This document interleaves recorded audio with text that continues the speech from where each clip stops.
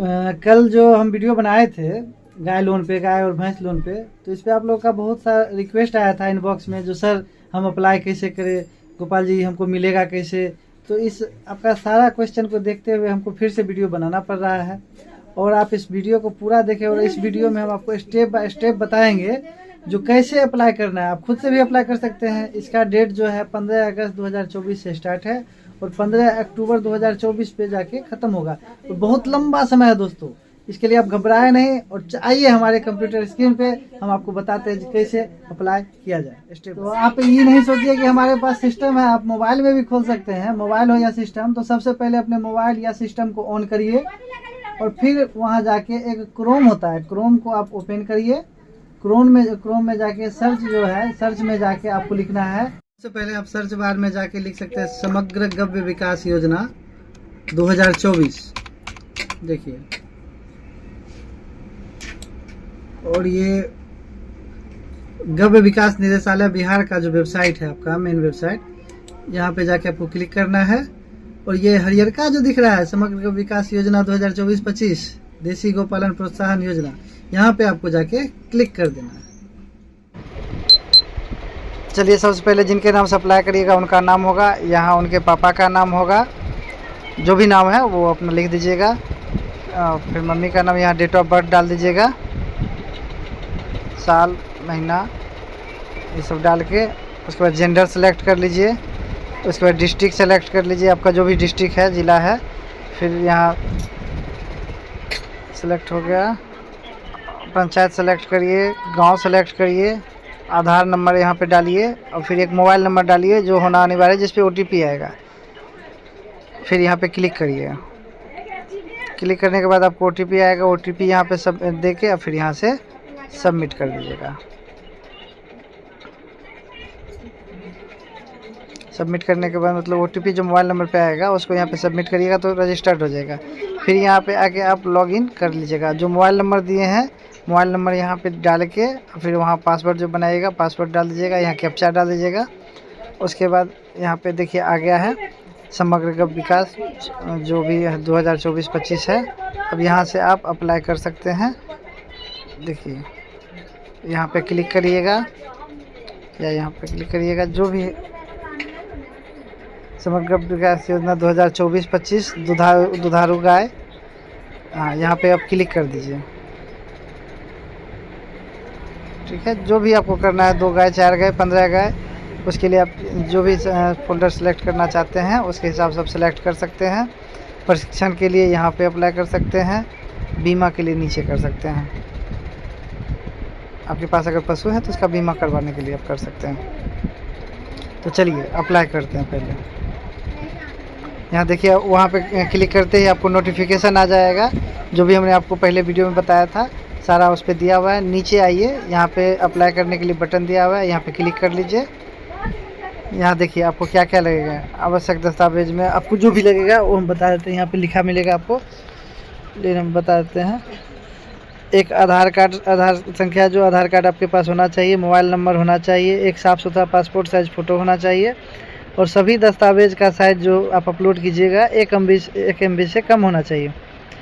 और सभी जितना भी दस्तावेज का फ़ोटो कॉपी होगा उसके नीचे अपना सिग्नेचर कर दीजिएगा, तब अपलोड करिएगा। उसके बाद आवेदन करने के बाद दस्तावेज की सूची अब अप्लाई कीजिए। अब आपने वहाँ पे जो सेलेक्ट किया था वो सारा यहाँ पे आपको फिल है। 2 दुधारू गाय के लिए किए थे 2, 4 के लिए करिएगा तो यहाँ 4 लिखा जाएगा, 15 के लिए करिएगा तो 15 लिखा जाएगा।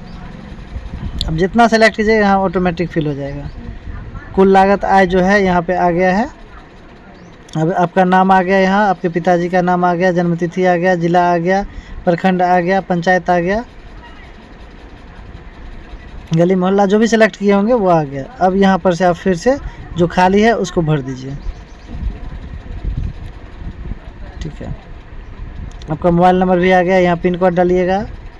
तो देखिए यहाँ जितना तक आप पढ़े लिखे हैं क्वालिफ़िकेशन वो इसमें भरिए, मैट्रिक इंटर, जहाँ तक आप पढ़े लिखे हैं उसको आपको इसमें फिल करना होगा।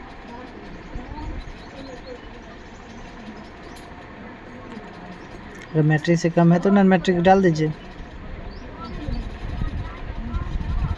चलिए, पेशा आपका क्या है? पैसा डालना होगा यहाँ पे।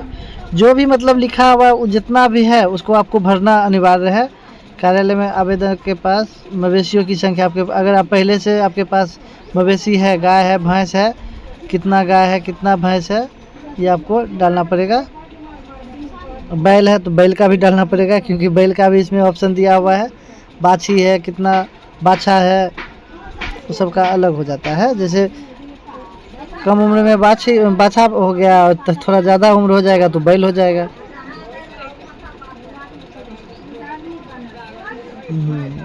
वर्तमान में आवेदक के पास कुल उत्पादित दूध की मात्रा तो वो लिखा हुआ है, वो आपको अगर आपके पास गाय है कितना दूध हो रहा है तो वो यहाँ पे लिखना होगा। वर्तमान में उत्पादित दूध के लिए उपलब्ध बाजार का नाम देना होगा। अगर भैंस है, भैंस का कितना दूध है वो भी लिखना होगा। ठीक है, आप कहाँ बेचते हैं ये यहाँ पे आपको लिखना होगा। आवेदक के परिवार के पास उपलब्ध जमीन रकबा, आपके पास कितना ज़मीन है वो आपको इसमें दर्शाना होगा।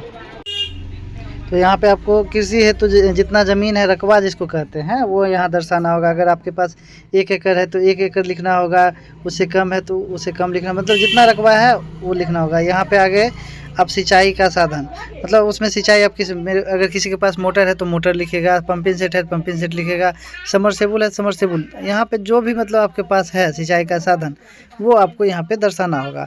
उसके बाद अब जो आ गया यहाँ हाँ ना का मतलब ऑप्शन यहाँ आएगा। जैसे इस संबंधित विभाग से आप प्रशिक्षण प्राप्त किए हैं, अगर किए हैं तो हाँ, नहीं तो नहीं लिख दें। उसके बाद दूध समिति के किसी भी दूध समिति के सदस्य अगर हैं तो हैं हाँ, नहीं तो नहीं लिख दें। क्या आप जीविका के सदस्य अगर हैं तो हाँ, नहीं तो नहीं लिख दें। अब यहाँ पे जो है आपको हम बता दें तो यहाँ पे सरकार जो दे रही है यहाँ पे 2 पशु की लागत 1,64,000 रुपया पड़ रहा है। अगर आपके पास है तो आप वित्तीय पोषक में स्व लागत भी कर सकते हैं। जैसे यहाँ पे देख लीजिए, अत्यंत पिछड़ा अनुसूचित जाति जनजाति के लिए 1,30,500 रुपये सब्सिडी दे रही है, फिर भी उनको 44,000 रुपया लगभग के अपने मतलब घर से लगाना होता है। अगर आपके पास है, आपके अकाउंट में है तो वहाँ पे आप स्व लागत लगा सकते हैं। यहाँ पे देखिए वित्तीय पोषक में आपको अगर आपके पास है तो स्व लागत लगा दीजिए। अगर नहीं है, बैंक ऋण लेना है तो बैंक ऋण आप यहाँ पे लिख सकते हैं। यहाँ पे देखिए स्व लागत और यहाँ पे बैंक ऋण है ना, तो यहाँ पे आप बैंक ऋण लिख दीजिएगा।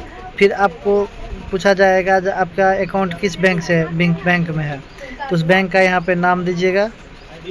उसके बाद फिर कहाँ पे वो ब्रांच है तो ब्रांच का नाम, एफएससी कोड और बैंक का खाता संख्या, और फिर यहाँ पे सबमिट कर दीजिएगा।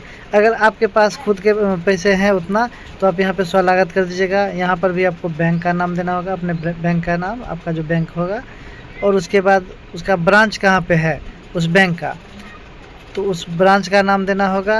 यहाँ पे देखिए ब्रांच का नाम लिख दीजिएगा, यहाँ एफएससी कोड लिख दीजिएगा। उसके बाद बैंक का खाता संख्या लिख दीजिएगा और खाते में जितनी रकम है, जमा राशि है, उसको यहाँ पे आपको लिखना अनिवार्य हो जाएगा। जो मेरे पास इतना राशि खाता में, क्योंकि यहाँ पे 87,000 आपको अन्य सभी के लिए छूट है तो 87,000 आपको छूट मिलेगा, मगर यहाँ पे दर्शाना होगा जबकि खाते में कितना राशि जमा है। उसके बाद करके यहाँ पे आप सबमिट कर सकते हैं। वहाँ पे लिखिएगा, जैसे 1 लाख है तो 1 लाख लिखिएगा, 2 लाख, फिर यहाँ पे भर के यहाँ पे जो सबमिट का बटन है इस पर आप क्लिक कर दीजिएगा।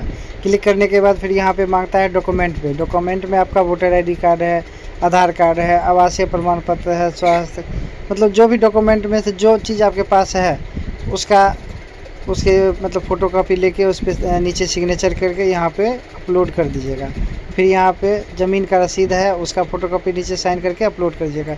फिर यहाँ एक ऑप्शन आता है शपथ पत्र का, तो शपथ पत्र जिस वेबसाइट पे हम लोग ऑनलाइन कर रहे हैं उसी वेबसाइट पे आने के बाद यहाँ शपथ पत्र का डाउनलोड करने का ऑप्शन है। यहाँ पे आइएगा, इसको डाउनलोड करिएगा। यहाँ पे जो भी डॉक्यूमेंट लिखा हुआ है, पिता का नाम, पति का नाम, ग्राम, पोस्ट, प्रखंड, जिला, वो भर के एक पहचान करता है, उनका सिग्नेचर आपको लगेगा। फिर शपथ करता है, जैसे आप शपथ कर रहे हैं तो आपका सिग्नेचर यहाँ पे लगेगा।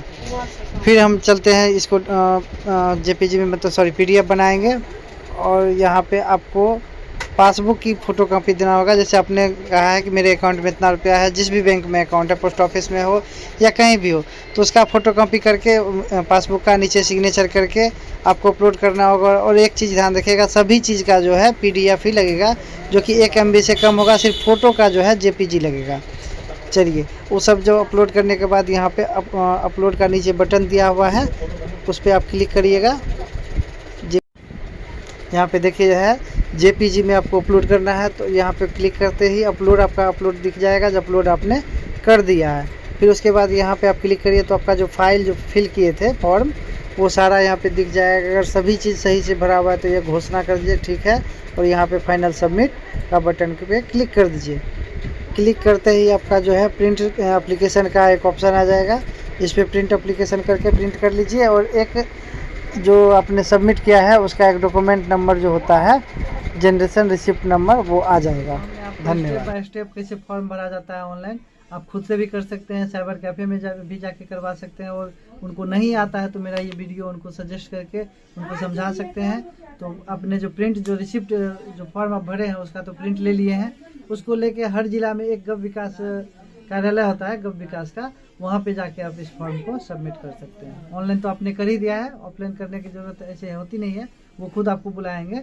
जब भी बुलाते हैं तो ये रिसिप्ट को आपको रखना ज़रूरी है, इस रिसिप्ट को लेकर जाए और आगे की प्रक्रिया करें। धन्यवाद।